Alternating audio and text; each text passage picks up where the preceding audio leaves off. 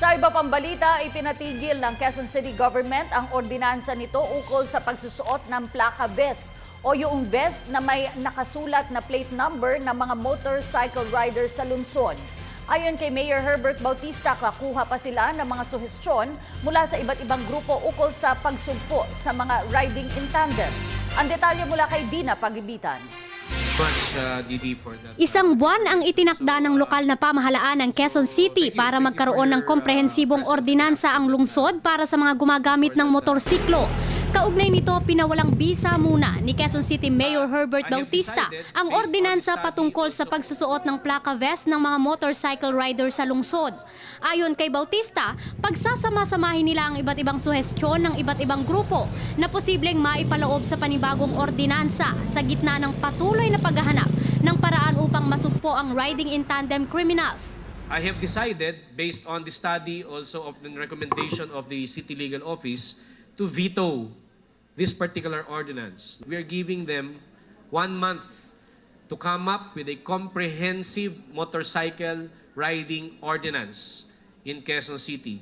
Part ng 75th anniversary natin, mapirmahan na natin itong bagong ordinansa na ito na komprehensibo on safety, on environment, on health, and on security. Pangungunahan ni Vice Mayor Joy Belmonte at Policy Making Council ng lungsod ang nasabing pagbuo ng ordinansa. Ilan lamang sa maaaring ikonsidera ang paglimita sa sakay ng mga motorsiklo na dahilan umano ng mas maraming ibinubugang usok ng motor. Ang pagkakaroon ng inventory ng motorsiklo sa 142 barangay ng lungsod. Gayon din ang paglimita ng pagbebenta ng motorsiklo. Sa ngayon kasi, maaaring makakuha ng motorsiklo na walang down payment na siya umanong ginagawa ng mga kriminal.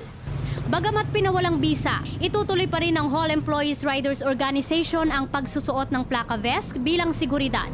Ang plaka vest kasi talaga, kung titignan nyo, hindi naman siya maganda.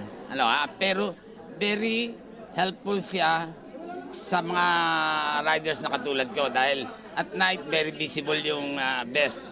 Pangalawa, once na may criminality na nangyari at naka-plaka vest siya, ma-identify ka agad. Naniniwala naman ang grupo ng Quezon City Motorcycle Riders Federation na may mas maigi pang paraan upang mapuksa ang riding in tandem criminals bukod sa pagsusuot ng plaka vest. Mas effective po ito kasi doon makikita yung isang riding criminal kung pabalik-balik. Ibig sabihin, kung pabalik-balik siya, meron siyang masamang iniisip o hakbang.